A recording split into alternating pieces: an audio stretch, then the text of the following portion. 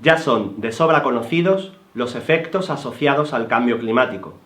Aumento de la temperatura oceánica, desertificación, pérdida de la biodiversidad, fenómenos meteorológicos extremos, cambios abruptos, deshielo y otros efectos a largo plazo, sobre todo en el ámbito socioeconómico.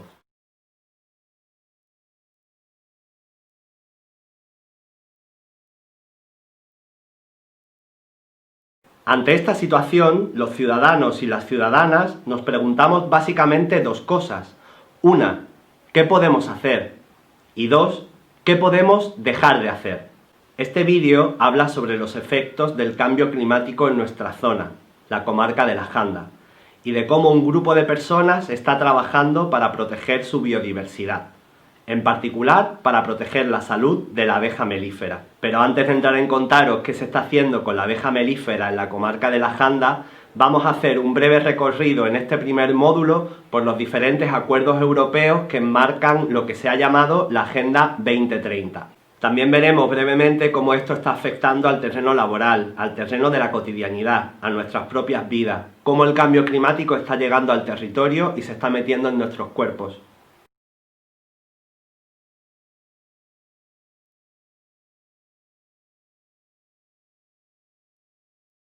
Los Objetivos de Desarrollo Sostenible, también conocidos por su inclusión en la Agenda 2030, son una serie de compromisos adquiridos por los países miembros de la Unión Europea. Fin de la pobreza, hambre cero, agua limpia y saneamiento, producción y consumo responsables, objetivos que se irían cumpliendo por fases hasta llegar al año 2030. Este es un largo camino y para ello se están diseñando diferentes medidas que intentan incentivar lo que se está empezando a llamar la economía verde, el desarrollo verde, el pacto verde. Llama la atención, como bien apuntan algunos miembros de la Fundación Nueva Cultura del Agua, la contradicción que existe entre el Pacto Verde y la intención de la economía mundial de seguir creciendo, algo que quizá la situación actual de pandemia no cambia. Francesc Larroca, como muchas otras personas, habla de decrecimiento y de devolverle a los pueblos la soberanía sobre sus propios recursos, pero la contradicción es muy fuerte. Siempre es una mala noticia escuchar la caída del Producto Interior Bruto en cualquier nación.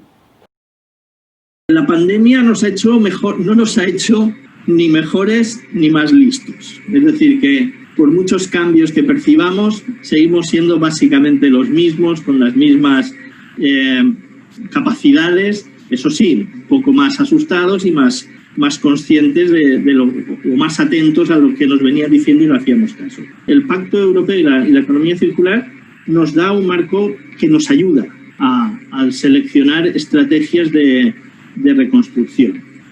La condicionalidad, porque habrá la condicionalidad, será más verde y menos negra, y esto es positivo. Y en ese sentido tenemos muchas cosas por hacer en la transición ecológica que encajan perfectamente en el marco, en el Pacto Verde.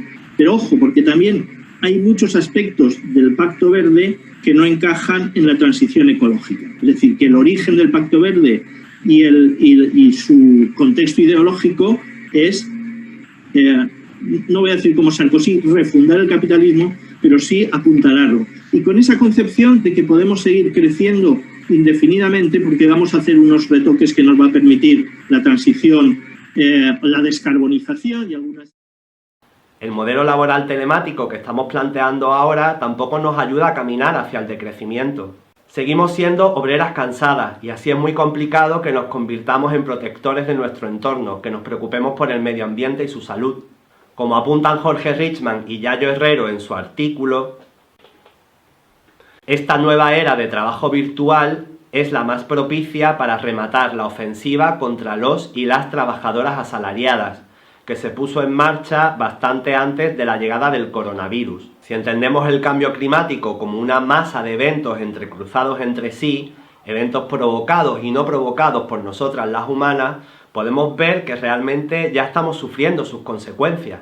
Nos hemos replanteado durante el confinamiento qué era esencial, a título personal y también institucionalmente, cuáles son los trabajos esenciales, a quién queremos salvar y en qué orden. Evidentemente, la raza humana no es la única que habita el planeta, Y cuidar la salud de los ecosistemas, cuidar a los animales que los integran, las plantas, la salud de la tierra y del agua, es cuidarnos a nosotras mismas. Quizás esto debería considerarse como algo esencial.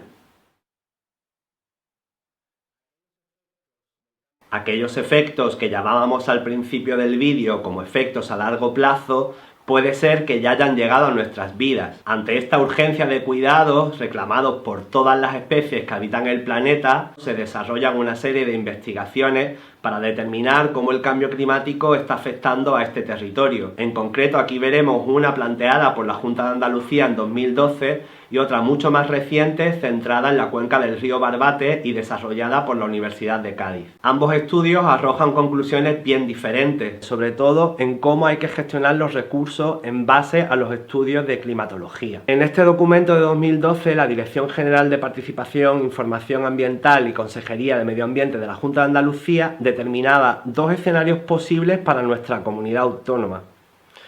En el escenario A2 se describe un mundo muy heterogéneo.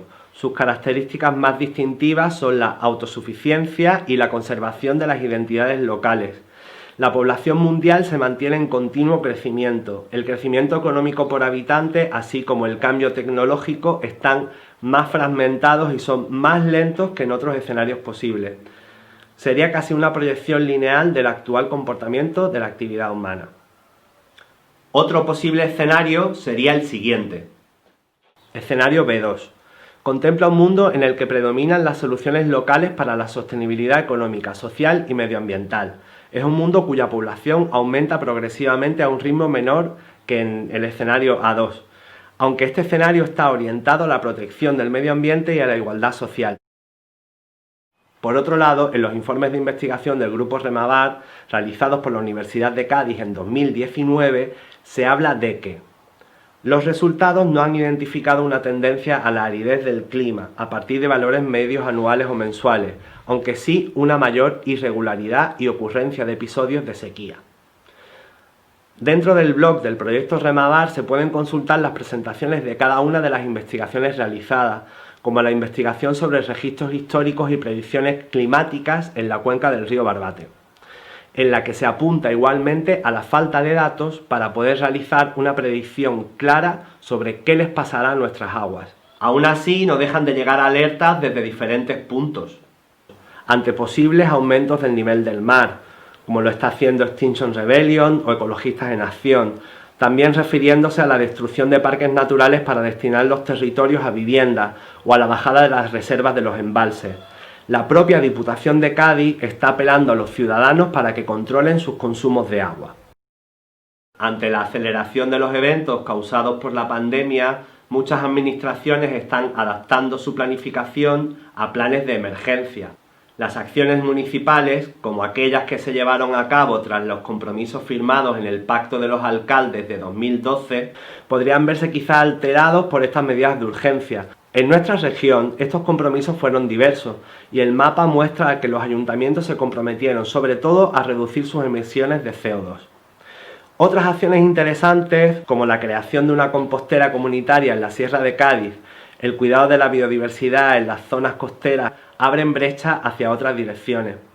Pero la parte más oscura de este planteamiento, en el que la ciudadanía es responsable de reducir sus emisiones y de reducir su consumo, es que precisamente se le adjudica a una clase ya muy precarizada la obligación de rechazar algunos de sus privilegios de masas, mientras se les van recortando oportunidades de cómo ganarse la vida. Si hablamos de cambio climático, tenemos que hablar de lo que nos está afectando ahora. Estamos viendo que todo cada vez es más sistémico y este análisis no puede desprenderse del resto de catástrofes que están asolando el planeta. Las situaciones del presente inmediato se solapan y sí, hay miedo. Y sí, hay desorientación. Ante todo, nos tenemos que reconocer como animales vulnerables y encontrar maneras de apoyarnos, no solo entre humanas, sino también entre las humanas y el resto de especies que habitan el planeta. Además de considerar la pandemia como un evento más que se suma a este espesor sistémico del cambio climático, habría que hablar de la relación entre la COVID-19 y la pérdida de biodiversidad. Múltiples investigaciones apuntan en esta dirección.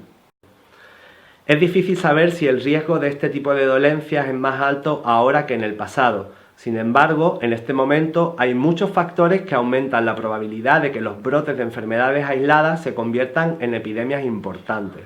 Tanto los gigantescos terrenos destinados a monocultivo como la expansión de las macrogranjas no solo afectan a la biodiversidad, sino que están planteando un sistema totalmente opuesto, el de la exclusividad de una raza animal o vegetal en un territorio. El 29 de marzo, Ángel Luis Lara realizaba en el diario.es un recorrido por diversos estudios que relacionaban la difusión de las macrogranjas con la llegada de la pandemia. El artículo habla de cómo hemos traspasado ya hace años ciertos límites sobre la domesticación de las otras razas, las no humanas, y de cómo ahora los humanos estamos sufriendo las consecuencias de haber rebasado esos límites.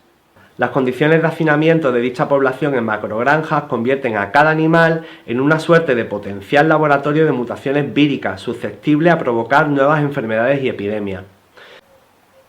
En su artículo incluye la investigación del biólogo Robert Wallace. El biólogo Robert G. Wallace publicó en 2016 un libro importante para trazar la conexión entre las pautas de la producción agropecuaria capitalista y la etiología de las epidemias que se han destacado en las últimas décadas. Big Farms make big flu. El principal peligro es considerar al coronavirus como un evento aislado. En la descripción del vídeo os dejamos los links con toda la información, incluido este documento. Para cualquier consulta os dejamos el correo también en la descripción del vídeo. Un saludo y gracias por la escucha.